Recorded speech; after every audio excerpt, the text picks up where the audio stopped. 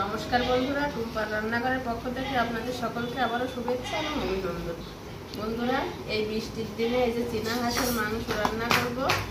বাইরে খুব বৃষ্টি হচ্ছে আর হাঁসের মাংস খেতে ইচ্ছা করেছে, তাই চীনা হাঁস কেটে এই যে এখন মাংসটা রান্না করব।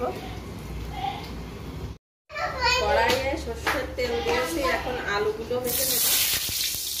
সামান্য হলুদ গুঁড়া, লবণ, আলুগুলো একটু লাল লাল করে ভেজে নেব। আলুগুলো বেশ লাল লাল করে ভেজে নিয়েছি, এখন উঠাই নেব। এইদিকে দেখেন মশলা করে রেখেছে। মশলার ভিতরে আমি ফোড়ন দেব গোটা জিরা, তেজপাতা, শুকনো লঙ্কা, পেঁয়াজ কুচি, আর এখানে আছে শুকনো লঙ্কা বাটা, এখানে আদা রসুন জিরা একসঙ্গে বাটা। এখন আমি ফোড়নে দিয়ে দেব গোটা জিরা, একটা শুকনো লঙ্কা হাফ করে নিয়েছি, তেজপাতা। এবারে মাংসগুলো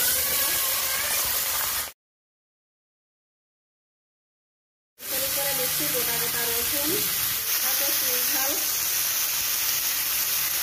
মাংসের উপর দিয়ে দেবো হলুদ গুঁড়া, 2 চামচ লবণ দিয়ে দেবো, জিরা ধনে আদা রসুন একসঙ্গে বাটা,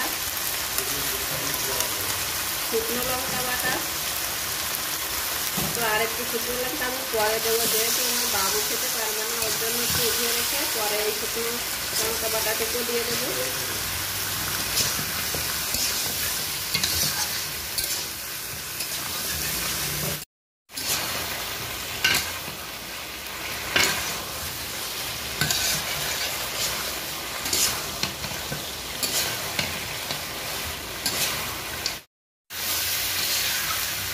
বাদ বাকি আর একটু শুকনো লঙ্কা পেস্ট দিয়ে দিয়েছি। এখন ভেজে রাখা আলুগুলো দিয়ে দেবো।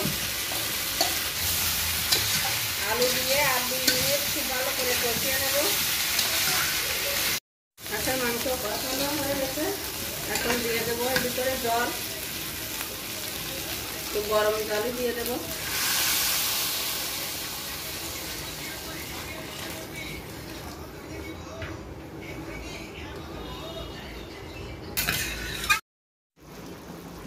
বন্ধুরা, চীনা হাঁসের মাংস এই যে ঝোল দিয়ে অনেকক্ষণ আমি জাল করে নিয়েছি। মাংসটা খুব ভালোভাবে সেদ্ধ হয়ে গেছে।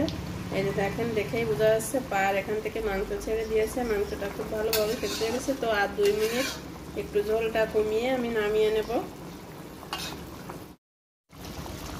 তো বন্ধুরা, এই যে চীনা হাঁসের মাংসটা আমার রান্না করা হয়ে গেছে। আমি সব শেষে এই যে বেটে রেখেছি গরম মশলা বাটা দিয়েই মাংসটা এখন আমি নামিয়ে নেব।